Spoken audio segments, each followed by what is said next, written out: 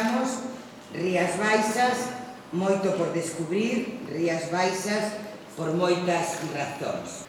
As matrioscas irán explicando que somos un só destino, pero con moitas razóns para visitalo.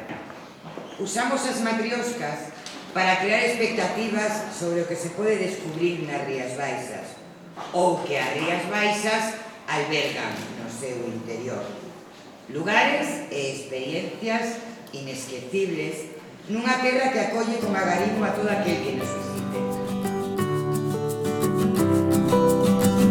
Este ano, coincidindo co Ano Internacional do Turismo Sostenible, optamos por 4 grandes activos culturais que teñen un impacto moi importante nunha grande parte do territorio. En primeiro lugar, Rías Baixas Fest. Se mantén e potenciase. A xente cando ven a Rías Baixas non ven solamente a un festival dos últimos días, ven, pernota máis tempo, se levan unhas marcas de identidade e o retorno que nos queda é un retorno de que teñen que volver porque isto é diferente. En segundo lugar, cruzando camiños. Este ano formará parte esencial da nosa campaña a promoción de todos os camiños a Santiago que cruzan pola provincia de Pontevedra, o camiño portugués, o camiño pola costa, a ruta do mar de Arousa, a Vía da Plata, o camiño de inverno e o do Pai Sarmiento. Pon en valor todo o noso patrimonio, toda a nosa cultura. No caso do Concello de Tui non podemos olvidar que temos o segundo casco histórico máis extenso de Galicia, temos o segundo parque natural máis extenso de Galicia, e temos unha serie de valores patrimoniais, culturais e arquitectónicos que obviamente a través do camiño se poñen en valor. O primeiro é promocionalo e o segundo é cuidalo, para que todas as persoas que transcurren por os nosos concellos se leven a mellor imaxe posible. Como eu decía antes, o alcalde de Tui, son os mellores vendedores das excelencias que temos na nosa provincia.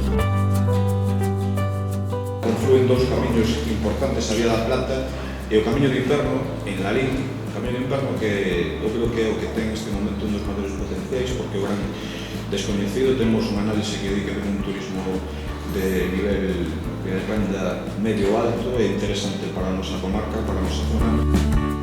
O camiño da costa é un camiño moi reciente, ten pouca historia, pero é un camiño único, porque ten patrimonio, pero sobre todo ten un paisaxe extraordinario. Non é un dato en vano que seamos xa o segundo destino de toda España, despois de Madrid, en número de distintivos de calidade.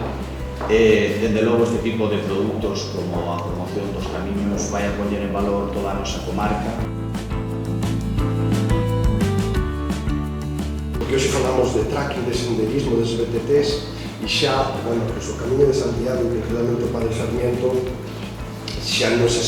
xa coa súa experiencia nos decían o que era isto de experimentar e disfrutar. En terceiro lugar, o enoturismo. Será outro dos núcleos da campaña como polo de atracción. E máis, co nomeamento de Cambados, capital europea do viño, que é un grande orgullo e honra para a nosa provincia. O único que necesitábamos mellor era o último toque que pode ser que a Deputación se implique, como se está implicando no enoturismo, ou que Cambados, como temos a sorte de celebrar este ano, sexa a cidade europea do viño.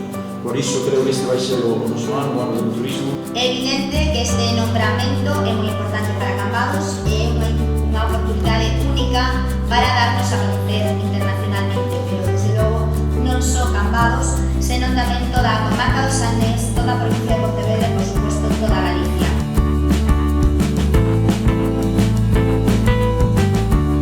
En cuarto lugar, a excelencia turística. É o cuarto eixo que completa a nosa oferta. Aposta en valor da calidade dos nosos establecementos a través